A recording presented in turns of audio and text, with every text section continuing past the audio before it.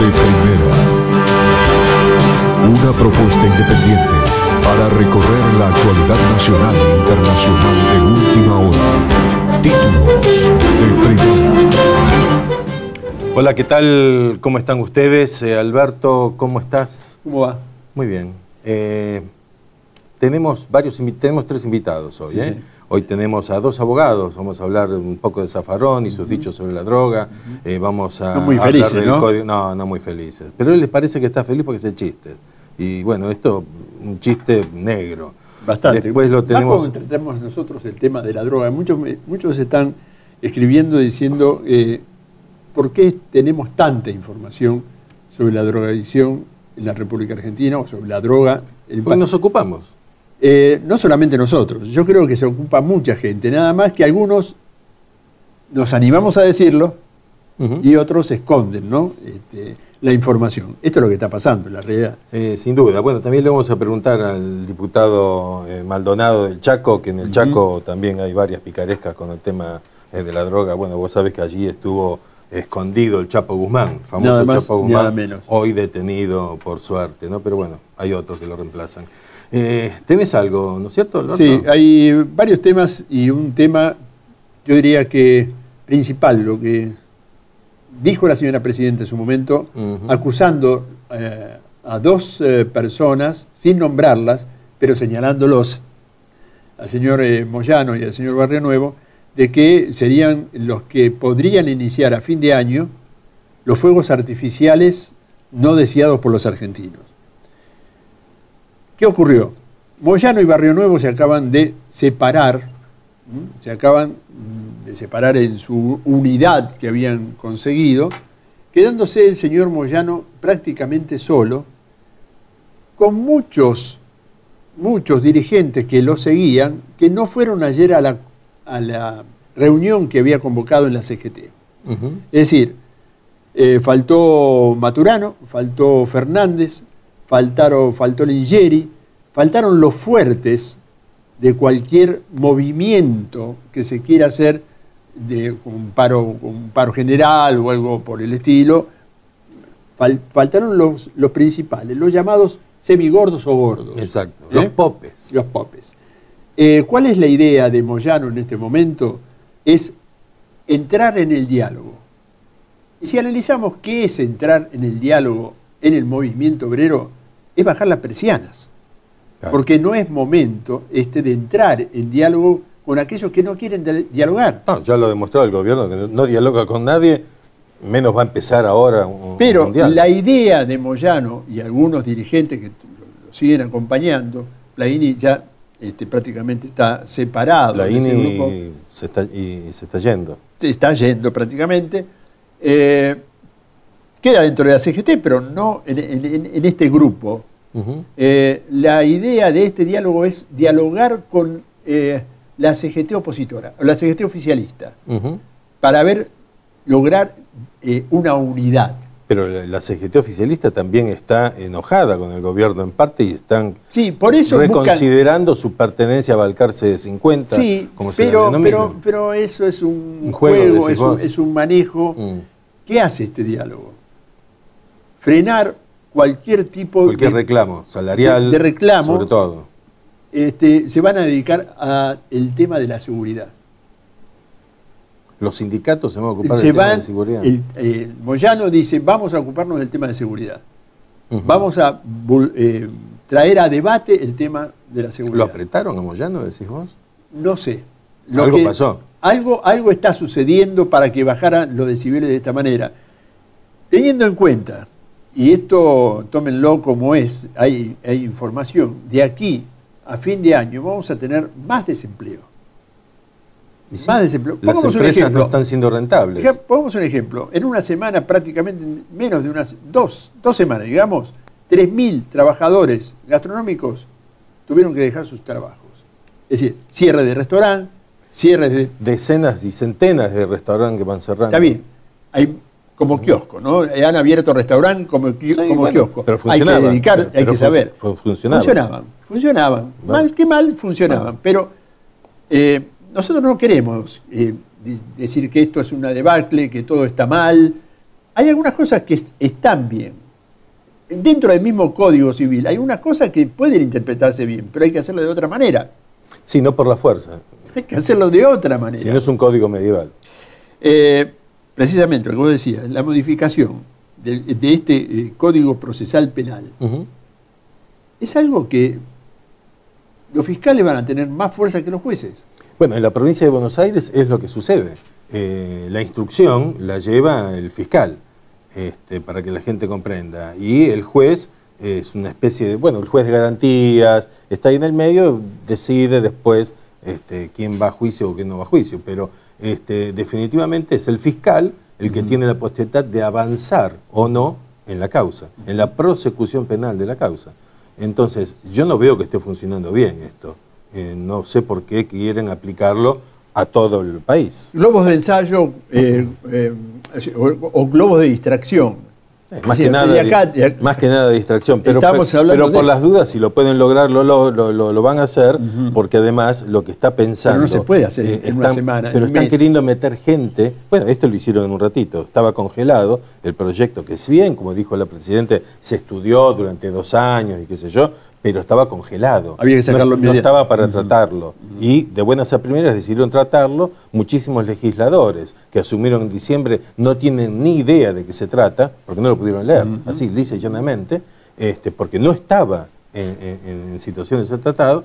Y con esto, ¿qué buscan? Buscan meter fiscales, fiscales propios. Le faltan jueces para salvarse de lo que viene. Porque de la que viene son los juzgamientos. Porque ya hay muchas denuncias en marcha, va a haber muchísimas más. Imagínate las que van a aparecer cuando ya no sean gobierno, ¿sí? Porque no todas van a prescribir.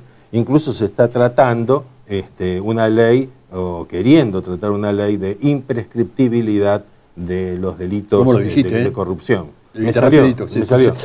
Otro tema es el acuerdo, que a mí me llama muchísimo la atención, risa, porque no sé, realmente el señor Massa creo que está en una cosa, en una nube, digamos, seamos tranquilos. Massa está en una nube, se reúne con Morales. Sí. Se reúne con todo el mundo. Menos con el Papa se reunió con todos. Pero esa reunión de Massa con Morales al UNEN, o como se llame rejunte, no le hace nada bien. No, aunque Sanz... Están enojados. Me dicen que Sanz aprobó eso. Bueno, Sanz debe tener la cuchara por todos lados para ver que pasa que cuando se creó ninguna gota. Cuando se creó UNEN, lo que habían acordado era que los cargos y la política local de cada provincia se arregla en cada provincia, no así a nivel nacional. Entonces, esto podría estar encuadrado en un apoyo provincial. Si le preguntamos a cualquiera de UNEN, nos van a decir esto exactamente, porque es lo que tienen preparado. Pero no cayó bien, porque la difusión fue nacional. Tenemos un minuto aproximadamente. Presupuesto en diputados el día de hoy. Recordemos que hoy es miércoles, los programas salen jueves y viernes.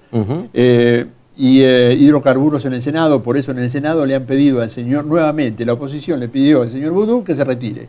El señor Boudou, que comete un error en estos 30 segundos que quedan, garrafal, cuando va a Berazategui, hace... Y lo dio por muerto al pobre de Vicenzo. De Vicenzo, que vive en la zona. Un genio de Vicenzo, un genio, ¿cómo le contestó? Por ahora no, ya vamos a ver si San Pedro me recibe. Pero la gente le Pobrecito decía... este muchacho. La gente le decía, está vivo. Y el tipo no quería escuchar y pasó otro tema para no dar el brazo a torcer. Hasta esa necedad. Porque en ese momento decís, pido 1000 disculpas, me equivoqué, estaba pensando cualquier cosa y chao. Y San se acabó, Alberto. Di Vicenzo que le dio lecciones de golf al señor Boudou en Mar del Plata. Bueno, cuando Boudou tenía 6 añitos aproximadamente. Bueno, se olvidó de todo, porque en el Médano donde vive parece que se le perdió la pelota de golf. Señor, su programa. Bueno, nosotros nos vamos a vender y vamos con los invitados, así que espérennos un poquito. Andar, obra social de viajantes vendedores de la República Argentina. La mejor cobertura familiar al mejor precio. Planes de salud para particulares, trabajadores en relación de dependencia y monotributistas. 0810-345-0184. Andar, www.andar.org.ar. ISV, Instituto Superior de Viajantes. Carreras comerciales con títulos oficiales. Validez nacional. Informes e inscripción al 0800-345-4373. Hace más de 30 años trabajamos e invertimos para equipar y modernizar las instalaciones de nuestros centros de salud, para que todos los trabajadores hoteleros y gastronómicos del país puedan acceder a la más completa cobertura médica. Perdón, disculpen la molestia. Todo bien, ¿no?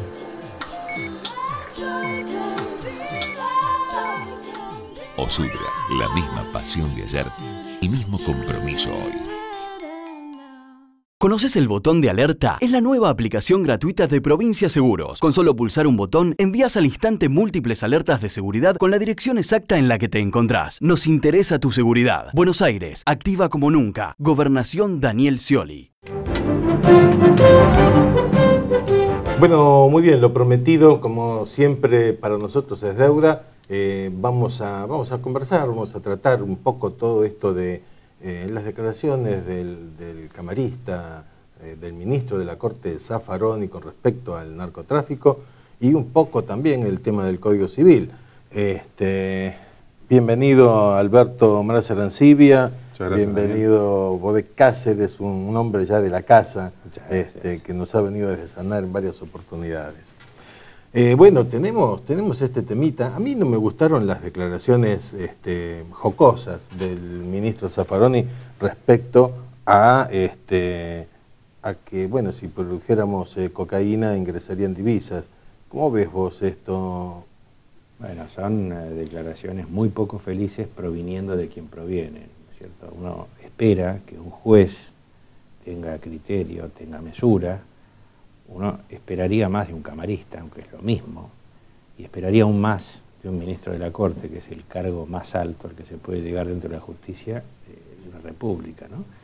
Como la nuestra. Y la verdad que hacer un chiste en ese sentido, con el agravante que él también ha mencionado, que él está de acuerdo con la política que se está tomando respecto al tema de estupefacientes, porque lo ha dicho, eso lo ha dicho en serio, dice que le parece lógica, que le parece bien, es un chiste de muy mal gusto en un país que está azotado por la droga, que es un colador, que tenemos denuncias. Y que ha ocasionado ya cientos de muertes, ¿no? En Rosario, por ejemplo, creo que hoy, este año, van por la víctima 108. Sí, se han enquistado mafias, que son distribuidoras, fabricantes, y ya se habla de producción también, que ya no es solamente la triangulación, como dicen algunos, que está el peligro en la triangulación hacia Europa.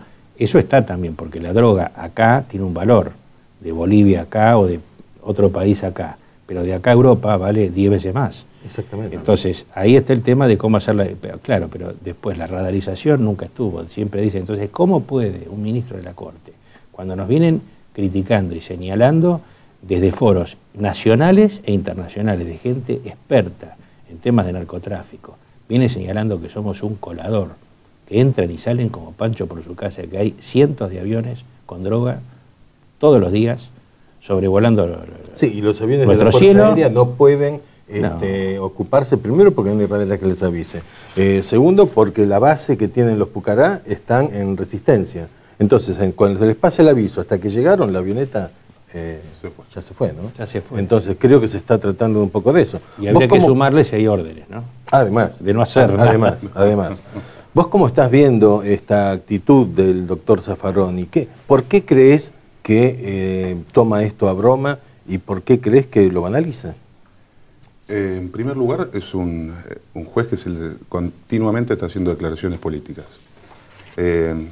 Rara vez comenta que se lo ve por su despacho y quizás recuperó el buen humor luego de sortear el traspié con los prostíbulos que casualmente tenían sus departamentos. Sí, eso es grave también, ¿no? Además, en los prostíbulos por lo general hay droga. Por eso me llama la atención que lo tome con tan buen humor. En un país que, como decían ustedes, está siendo destrozado, aplastado y atravesando sus estructuras estatales por el poder del narcotráfico. El ministro Zaffaroni dijo, bueno, mintió directamente cuando dijo que la Argentina no podría ser productora de droga porque no tiene la materia prima. El volumen. Está mintiendo. ¿Por qué? Primero, porque viene la pasta base. Segundo, sí tiene materia prima porque tiene precursores químicos. Claro. Es el tercer país en la producción de precursores químicos que no tienen ni Perú, ni Colombia, ni Bolivia. Son exportados de aquí, ¿sí? En su mayor medida. Por otro lado, no podrían ser productores Bolivia, Perú o Colombia sin esos precursores químicos. Es decir, que acá se necesitan dos componentes al menos, que es la cocaína, la hoja de coca, y la química. Entonces, bien la Argentina puede ser productora. ¿Ustedes cómo están viendo este tema y por qué creen que no se está tratando el tema de los precursores químicos en este momento, ¿no? No sé si Ernesto. Yo creo que lamentablemente hay intereses comprometidos. No me queda pensar otra, porque no tiene sentido que no haya una política cuando se sabe el desastre que hay, el mal que está padeciendo la sociedad, es un cáncer que tiene la sociedad y ni aspirina. No alcanza nada. Pega de lleno en la juventud, ¿no es cierto? Pega de lleno, lo vimos ayer, me sorprendió con este nuevo. Primero estuvo Pasame la mochila y ahora que robó a los tiros. Así es. Todavía no lo habían agarrado, pero ahí salió en algún medio que los familiares manifestaron que, bueno, lo que pasa es que él está en la droga y no lo pueden controlar. Entonces, es una justificación fantástica. Entonces, cualquiera que sale drogado tiene derecho a matar o sea, estamos todos en peligro. Entonces, esta gente es la que hay que sacar de la calle, curarla, llevarla a centros de rehabilitación. Entonces, a mí me causa algo que las declaraciones de Zaffaroni se dan casi simultáneamente con las del titular del Cedronar. ¿Qué había dicho? Que había dicho que él habilitaría el consumo de todo. Sí. Juan Carlos Molina, el sacerdote Juan Sí, Carlos Molina. es funcionario público, no es sacerdote. Sí. Él lo está haciendo como funcionario público. Sí, bueno, pero es cierto. quiero dejar claro sí, que sí. viene ahora, de la iglesia, yo no puedo creer que este hombre no tiene idea de lo que está hablando. Porque una cosa es no criminalizar y llevar a una solución médica, a una solución de rehabilitación, para lo cual no estamos ni empezados a preparar. No tenemos los medios, no tenemos la cantidad de centros por la cantidad de drogadictos que hay, que cada vez, se sabe, empiezan a edad más temprana. Así es. Con el Paco ya a los 11, 10 años se están pegando, y menos también, 8 años. Entonces, ¿cuántos centros hacen falta? Aparte, no son temas que se rehabilitan en días. No. Lleva además, meses y años. Además, el gobierno no está generando centros. Primero, no está haciendo cárceles. Con la cantidad de criminales que andan sueltos, muchos jueces se quejan de no tener dónde enviar los detenidos. Si esa es la postura del gobierno, por lo menos creen centros de rehabilitación. ¿Por qué lo digo? Porque si hay centros, al detenido, en ese momento detenido en flagrante y delito, se lo envía a un centro. Y si no quiere ir al centro, va al centro con una orden del juez. Y ese tipo queda ahí haciendo un tratamiento y no sale hasta que está curado. Sí. ¿Qué opinas al respecto? ¿Estoy equivocado yo? ¿Puede armarse un esquema así? Por supuesto. Además, tiene que haber un juez que procure la integridad de esa persona dentro del establecimiento penitenciario. De modo que es totalmente lógico lo que decís, Daniel.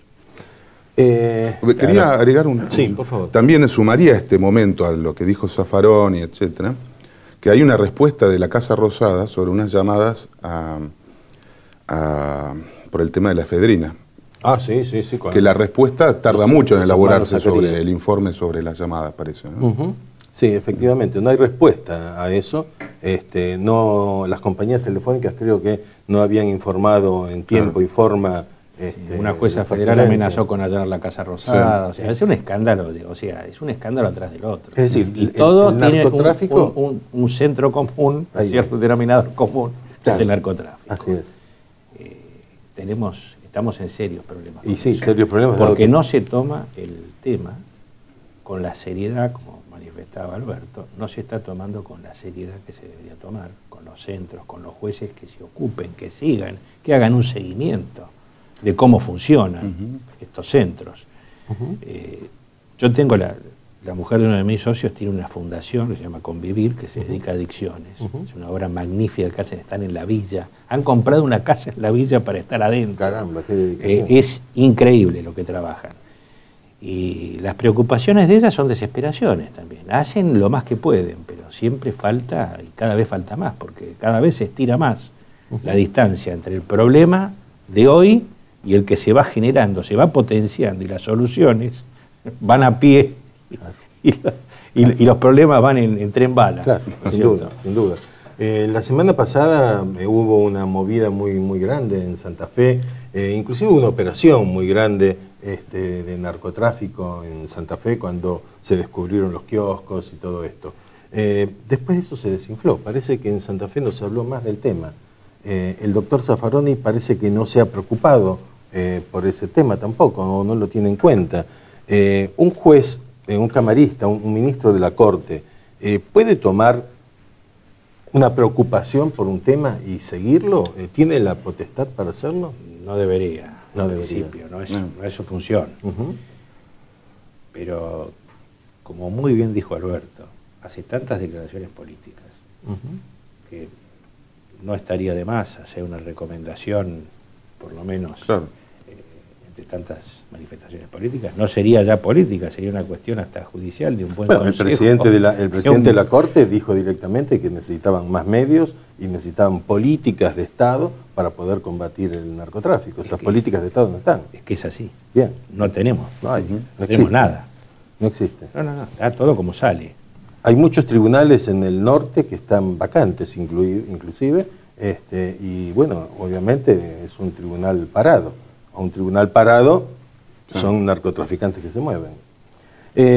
También tenemos el tema del código que fue aprobado a mano alzada y sin la oposición, sin la presencia de la oposición. ¿Cómo ves esa parte, Alberto, que no esté la oposición? Yo creo que dar quórum o no puede ser un ardid legal o útil en algún momento. Sin embargo, no como una práctica usual. De cualquier forma, quedó en evidencia cómo ha sido tratado esto con la diputada Pucheta, quien no sabía ni el primer artículo, ni uno de la mitad, ni uno del final del proyecto este. Diputada que, aclaro, llegó en reemplazo de Castel, si mal no recuerdo. Sí, venía del movimiento social. Venía un movimiento social y sin la más mínima preparación. Ahora, hay muchísimos diputados que no conocemos. ¿Cuántos habrá? ¿Cuántos Pucheta habrá más, no? Y usted vio la declaración de Pucheta, que es genial. Dice, una de mis funciones de mi trabajo es dar quórum. Es parte de mi trabajo. Claro. Parte fundamental de mi trabajo es dar quórum. Claro. Y hacer entrevistas, y que la entrevisten. Sí, bueno, pero le salió mal. Sí. Respecto al tratamiento, y hay versiones que indican que podría la oposición, con un nuevo gobierno, darlo de baja. ¿Cuál sería el camino? Anular esta ley, este nuevo código, perdón. Bueno, si hubo vicios como aparentemente existieron en la formación del proyecto, podría ser un juez, o directamente puede ser derogado con una nueva ley, con un nuevo gobierno. Si hay voluntad política, esperemos que sí, yo creo que hay que derogarlo, este código que no debe llegar a regir, por varios motivos. En primer lugar, yo creo que el lenguaje que usaron es poco técnico, y creo que la discusión sobre si una ciencia debe tener su propio lenguaje es muy antigua. Si yo le digo a Ernesto Mora, no es lo mismo que si le digo le fue mal o tropezó. De todos necesitamos un lenguaje jurídico. Comprensible. Exacto. Comprensible entre nosotros. Lógico. Lo que la sociedad necesita es que sea un código eficaz, una administración de justicia eficaz, y con eso le alcanza. No necesita la sociedad saber los 2.671 artículos de este nuevo código. Para eso contrata abogados. Claro. Pero porque es imposible que lo conozcan también. Lógico. Si no, cerremos las facultades de Derecho y no sé, la señora Presidente dará clases de cómo tienen que ser las leyes y cómo tienen que ser interpretadas. Y acá la primer traba que va a tener, yo creo, es un tema reglamentario, porque según lo que lo que primero que se va a atacar es que está viciado la reglamentación de ambas cámaras, los reglamentos, se han pasado cosas por alto, lo cual tornaría nula la sesión. De todas formas, la pregunta que hiciste, Alberto, que estoy de acuerdo. Hay veces que es una cuestión de técnica, de forma de hacer política, de una necesidad del momento, pero creo que el haberse retirado de la oposición fue equivocado. Un error. Yo hubiera dado batalla sabiendo que perdía. Igual después tengo la oportunidad de plantear la unidad de todo, no estoy convalidando porque ya lo habían dicho porque ese antes. fue el argumento, que de permanecer convalidarían. No, ellos pueden decir, esto está viciado de nulidad, de todas formas vamos a dar, pero bueno, son políticas, es pura política, entonces escapa a los conocimientos jurídicos que tenemos nosotros. Exacto. Por eso no somos legisladores. Ahora van por la modificación, lo anunció la Presidenta, van por la modificación del Código Procesal Penal. ¿La Presidenta se está queriendo reasegurar el futuro en la justicia, llevarla mejor cuando caigan las causas que ya se están perfilando? Ella habló de un tema de que hoy tenemos un sistema mixto, que es cierto, y quiere llevarlo a un sistema acusatorio, en el cual la totalidad... ¿Es el que rige en la provincia, el sistema acusatorio? Sí. En el cual la totalidad de la potestad, digamos, la tiene el fiscal, porque donde el fiscal dice no sigo, muere la causa. Claro. O sea, el fiscal es más que el juez. Claro. Si no hay acusación, la causa cae. ¿Por qué? Porque requiere de un impulso del Ministerio Público Fiscal. Si no lo tiene, no hay causa. Correcto. Acá ha pasado en Capital y se ha superado porque, bueno, se plantearon ante la Cámara, se separó el fiscal y siguió la causa. Pero en otros lados, como en ciertos lugares de la provincia, no ha pasado eso, y acá también muchas veces cuando cesa el impulso, si el juez está de acuerdo, también la causa se muere, ¿no es cierto? Entonces pasa lo que decís vos, ¿qué va a pasar si va a depender de los fiscales? Y justamente da la casualidad que los fiscales es donde tienen, digamos, el oficialismo tiene asentadas las mayores bases, el mayor número, la mayor proporción de gente directamente ligada a justicia legítima, que sabemos quiénes son, que es Alejandra Giscarbo, que es precisamente la jueza de los fiscales, la que preside a los fiscales, la jefa de ellos. Sí, sí. Y bueno, eso puede traer a situaciones como lo que decís vos, que están acomodando los tantos para cuando no estén dentro de 14 meses, tener un paraguas para prevenir o que se acaben o que pase como en la causa del enriquecimiento de los Kirchner, que hubo un fiscal que no apeló. Así es. Así es. Bueno, esto nos trae a recuerdo muchas cosas, porque Argentina es cíclica en todo. En duda. Se repiten las Ahora, cosas. en provincia de Buenos Aires, este formato no ha funcionado, las pruebas al canto, ¿no es cierto? ¿Vos qué crees que puede pasar a nivel nacional o qué indicación, qué corrección harías al Código Procesal? No, aclaro que no es mi especialidad, pero hemos probado todos los sistemas. Me parece que hay problemas más de fondo en cuanto a los jueces, la integración. Los sistemas pueden ser perfectibles, etcétera. No creo que sea una cuestión de principio. Me parece que es mantener la iniciativa política acaba de promulgar uno y tira otro. Mantener a la gente ocupada, claro, y ganar tiempo. Sí. A mí lo que me da mucha pena... Mientras tanto manosear el Código Procesal, el Civil y Comercial y destruir lo poco que funcione. Lo que me da mucha pena es que el Código Civil es la ley más antigua que tenemos los argentinos, donde cada artículo tiene una explicación, una cita. Dalmacio Beleserri era un tipo preparado, ¿cierto? Sabía 6 idiomas, por eso pudo conocer las citas de Beleserri. Claro. Y este código que no tiene ninguna explicación. ¿Con cuántos colaboradores lo hizo? 111 colaboradores. 111 colaboradores. 3 personas, 111 colaboradores. No sé, Daniel, si vos has escrito una nota con 111 colaboradores a la vez. Me parece, no podríamos terminarla nunca. Sería imposible. Bueno. Concordar un criterio en común, ¿no? Sí. De modo, bueno, ahora tendrán los especialistas de procesal penal, tendrán que dedicar tiempo a esto. Sin embargo, no vemos ningún funcionario detenido ni preso. Hace 30 años que la democracia funciona así en Argentina, ¿no? Y eso es un gran problema. Investigaciones que duran 15, 20 años. Sí, hay causas que tienen 16 años y todavía no han terminado, sobre todo las que vinculan a funcionarios. Sí. Ahí es lo que vos estabas apuntando. Sí, yo reconozco que he tenido causas no políticas que llegaron a juicio oral.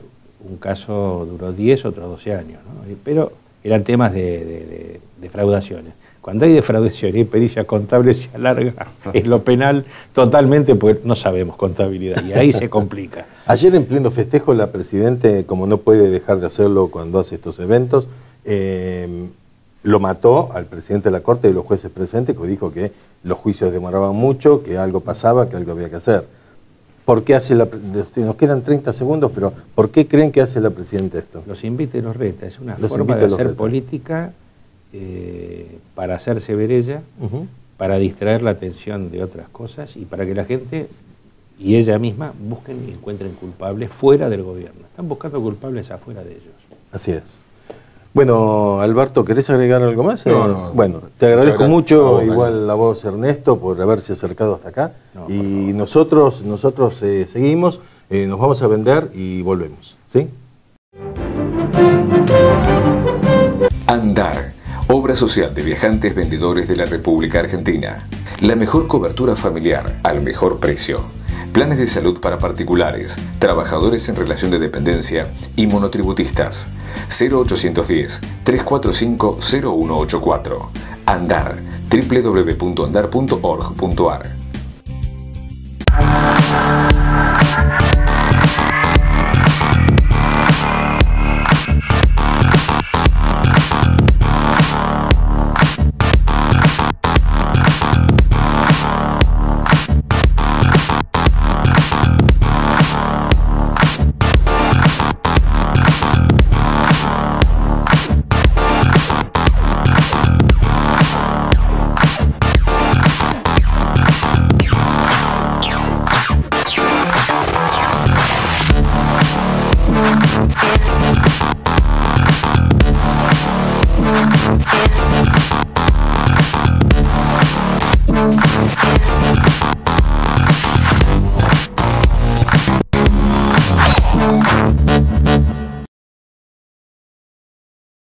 ISV, Instituto Superior de Viajantes, carreras comerciales con títulos oficiales, validez nacional, informes e inscripción al 0800-345-4373. Hace más de 30 años trabajamos e invertimos para equipar y modernizar las instalaciones de nuestros centros de salud, para que todos los trabajadores hoteleros y gastronómicos del país puedan acceder a la más completa cobertura médica. Perdón, disculpen la molestia. Todo bien, ¿no?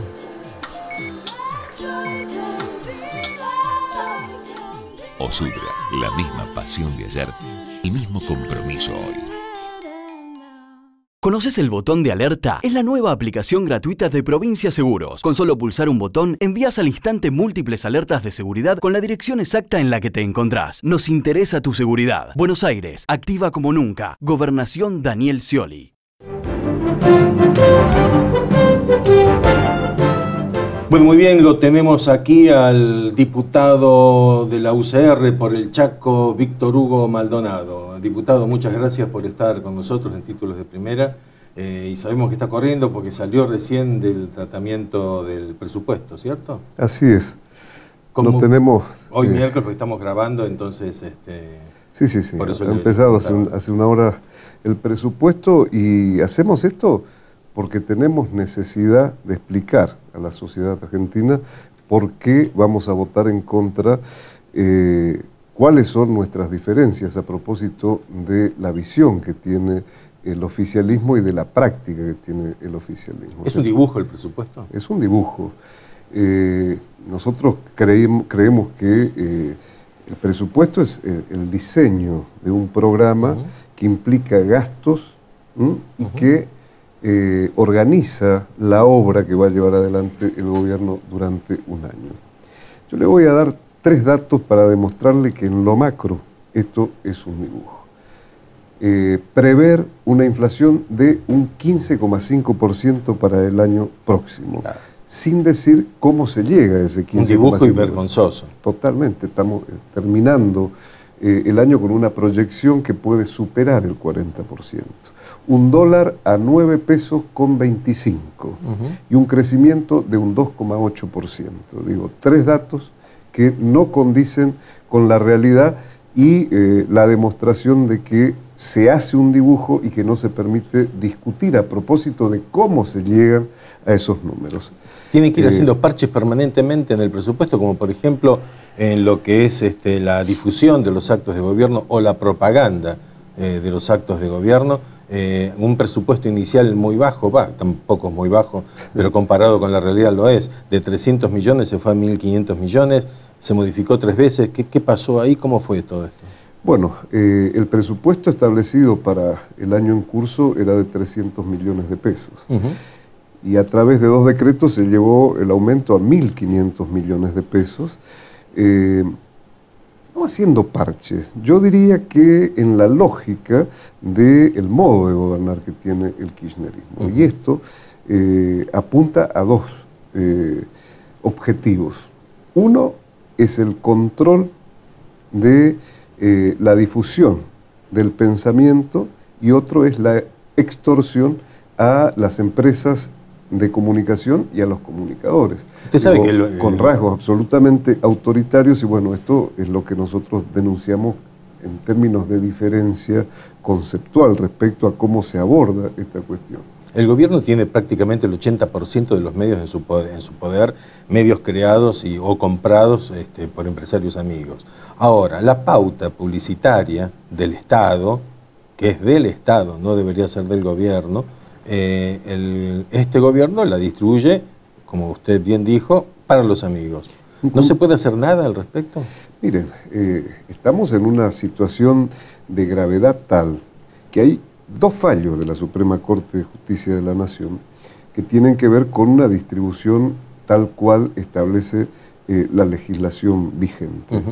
Esto no se cumple en la República Argentina, digo, la desobediencia y el desconocimiento al sistema y la distribución de manera absolutamente discrecional. Usted dice el 80%, digo, entre las cosas que discrepábamos con la ley de medios tenía que ver con la distribución.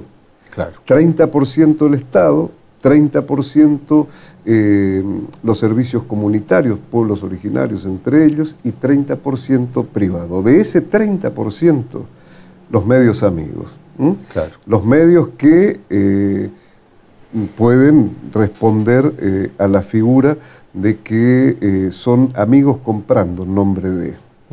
Y que podemos decir que de ese 30%, y más de un 15% corresponde a los amigos del poder. Entonces hay un monopolio estatal del gobierno. Del gobierno. Correcto. Un monopolio kirchnerista.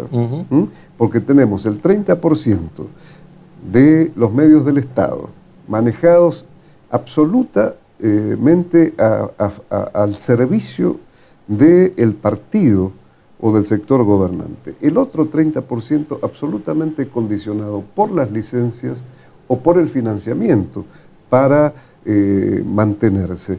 Y el otro porcentaje, bueno, a la vista está de cómo se maneja esto en la República Argentina. Hay un modelo de concentración que nada tiene que ver con el relato utilizado para llevar adelante la ley de medios, que particularmente yo la demandé durante mucho tiempo, porque era necesaria en el país, pero no era cambiar de monopolio, sino que todo lo contrario, tenía que ser la tendencia a democratizar los medios y a democratizar la voz y la posibilidad de expresarnos libremente en la República Argentina. Yo he notado, he visto por los medios, porque yo no he leído honestamente el presupuesto, pero sí he visto el reflejo en los medios, en algunas notas, de parte de ese presupuesto. Y algo que me llamó la atención es el presupuesto para inteligencia, sobre todo ejército, que ha crecido notablemente, si lo comparamos con otros presupuestos anteriores, si lo comparamos con las otras dos Fuerzas Armadas, Armada y Fuerza Aérea, y inclusive si lo comparamos con el destinado a la Secretaría de Inteligencia, ¿no? Digo, esto cierra el ciclo Milani. Primero la designación de Milani. Todo el mundo cuestionando y preguntándose por qué la designación de Milani. La contradicción de todo un relato y la contradicción, inclusive de hechos que se suceden desde el 2003 a la fecha. Y ahora cierra. Milani con presupuesto en una inteligencia paralela al servicio del kirchnerismo. Digo, el manejo de los medios a través del presupuesto, la inteligencia propia, digo, medios propios, inteligencia propia, cierra un modelo. Esa inteligencia es para seguirlo a usted si usted no está de acuerdo con el pensamiento, si usted no difunde, para después tener presiones. Está para seguirme a mí, lógicamente. Claro, está para seguir a todos los sectores que no somos afines a las prácticas, las políticas y la lógica del kirchnerismo en la República Argentina. Digo, ha crecido el presupuesto en inteligencia y es superior al presupuesto que se va a invertir en seguridad. Escuchaba el Cuando bloque... por otro lado las Fuerzas Armadas tienen impedido por ley hacer inteligencia interna, pero eso no se está cumpliendo y tampoco se controla. ¿Cuál es la comisión que debe controlar esto en el Congreso? La de seguridad. Mire, hay una cuestión, digamos, que también forma parte de las características o de los componentes del kirchnerismo en el poder. Es el no funcionamiento del poder que hace controles sobre el Estado, que es el poder legislativo. Entonces, determinadas comisiones en determinados temas no se constituyen para discutir, no se constituyen para poder llevar al recinto. Digo, de 13 sesiones que hubo, han sido solamente sesiones ordinarias 3. Quiere decir que solamente en 3 sesiones nosotros pudimos expresar cuáles son los temas que interesan, inquietan, movilizan a los legisladores que representan a un número importantísimo de la sociedad argentina. Imagínense que en esas 3 sesiones no podemos hablar de todos los temas porque cada uno establece una urgencia. Claro. 3 sesiones durante todo el año. Ustedes ven que miércoles a miércoles tal vez hay reuniones en la Cámara de Diputados. Estas reuniones se hacen a propósito de los denominados mensajes del Poder Ejecutivo, que es el mensaje, en este caso de la Presidenta, diciendo quiero que traten tal cosa. Digo, en el bloque anterior escuchaba cómo reflexionaban a propósito del oficialismo presente o ausente. Nosotros no hemos quitado quórum en estos últimos años el oficialismo porque creemos que tenemos que dar discusión y que tenemos que dar debate a todos los temas que se plantean. Pero en rigor de verdad, el avance y el avasallamiento que hubo de parte del kirchnerismo en la última sesión, llevando lo que ustedes analizaban, digo, plantear la nulidad de esta sesión por no cumplir los requisitos del proceso de formación de la ley. Claro. Nosotros, cuando vamos a tratar un tema, por ejemplo, hoy el presupuesto tiene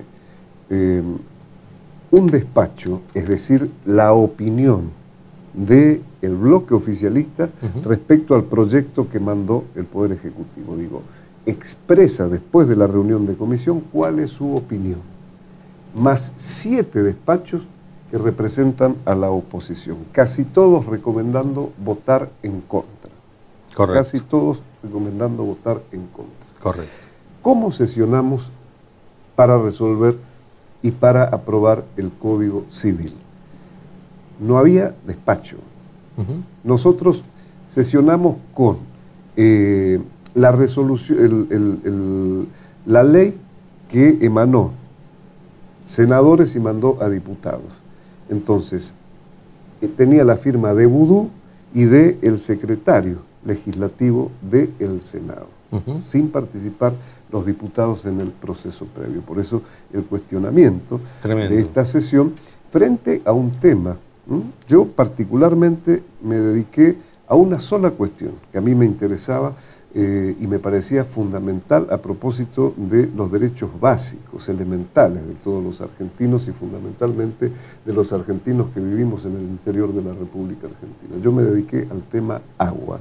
Ajá. Y el derecho al acceso al agua potable de todos los argentinos. Me interesa mucho ese tema porque está vinculado a la minería también. ¿Puede haber habido lobby en ese aspecto? Miren, sí, claro.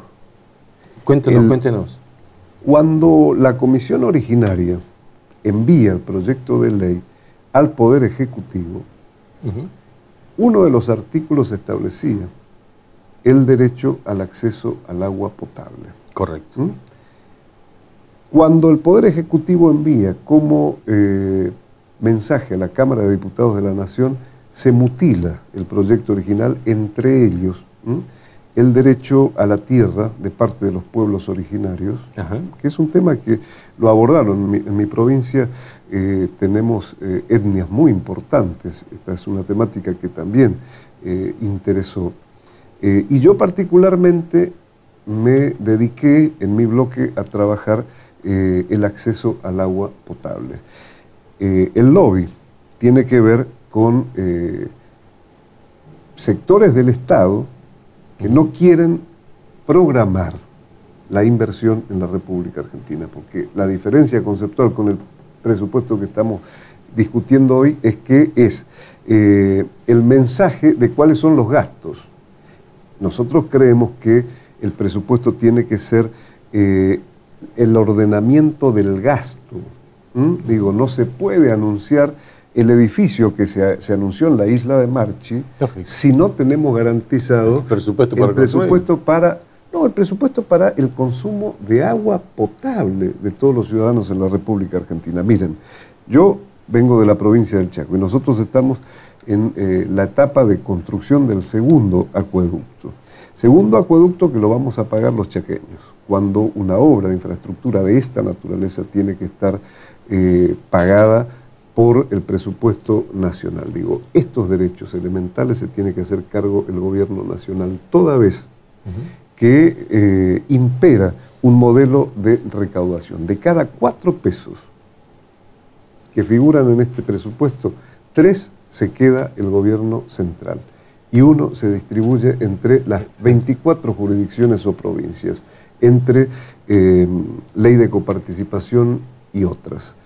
Entonces hay un modelo de acumulación con discrecionalidad, sin tener un proyecto que garantice derechos humanos elementales. Digo, hablar de derechos humanos aquí es hablar de cómo hacer determinada campaña. Y no con un porcentaje altísimo de gente sin agua potable, como usted dice, ¿no? No hablemos de otros servicios. No hablemos de otros. Estamos hablando de lo básico, el agua. Por ejemplo, en la tarde de hoy voy a hacer fuertes cuestionamientos respecto a que no figura en este presupuesto, obra que la ha anunciado desde Néstor Kirchner a la fecha Cristina, el jefe de gabinete, quien quiera.